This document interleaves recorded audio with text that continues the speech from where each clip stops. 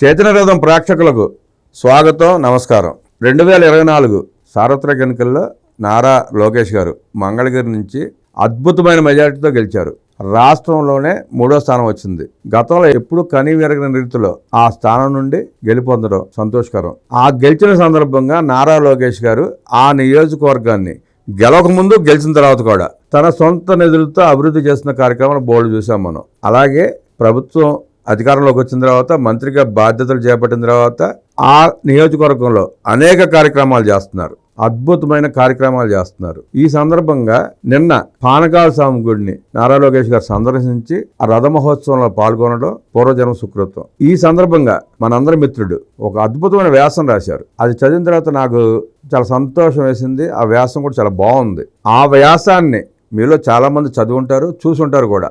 అయినా ఇంకా తెలియని వారి కోసమో చూడని వాళ్ళ కోసమో ఈ వ్యాసాన్ని నేను ఈ వీడియో రూపంగా మీ అందరికి తెలియజేయాలనుకుంటున్నా. వ్యాసం చదివిన వాళ్ళు, ఈ వీడియో చూసిన వాళ్ళు షేర్ చేసి ఇంకా తెలియని వారికి తెలియజేసే ప్రయత్నం చేద్దాం.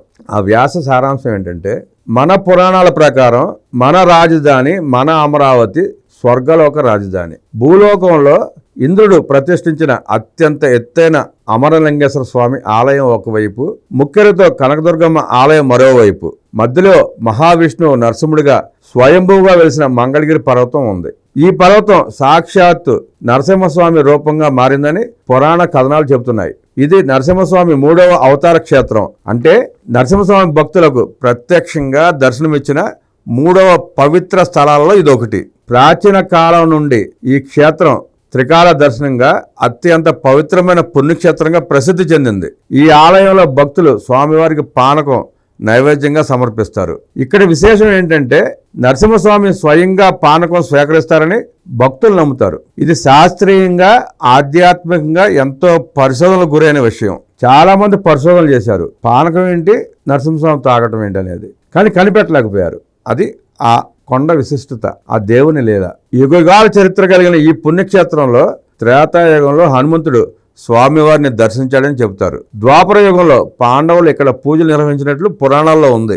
ఎందరో యోధులు, రాజులు ఈ దేవాలయాన్ని దర్శించి స్వామి అనుగ్రహం పొందారు. విజయనగర సామ్రాజ్యం, కాకతీయులు, రాజ నరేంద్ర వంటి మహారాజులు ఆలయ అభివృద్ధికి కృషి చేశారు. అలాగే మన అన్న నందమూరి తారక రామారావు గారి మనవడు మంత్రి నారా లోకేష్ గారు కూడా ఆలయ అభివృద్ధికి కృషి చేయడం విశేషం. ఆ భాగ్యం పూర్వజన్మ సుకృతం. ఈ క్షేత్రం మహాక్షేత్రాలలో ఒకటి. మంగళగిరి అంటే శుభప్రదమైన పర్వతం. అలాంటి శుభ పర్వతం ఉన్న ప్రాంతంలో లోకేష్ గారు ఎమ్మెల్యేగా గెలిచి మంత్రిగా బాధ్యతలు చేపట్టి అద్భుతంగా ఆ నియోజకవర్గాన్ని అభివృద్ధి చేసుకోవడం ఆ ప్రజల అదృష్టం, రాష్ట్ర ప్రజల అదృష్టం అని కూడా చెప్పొచ్చు.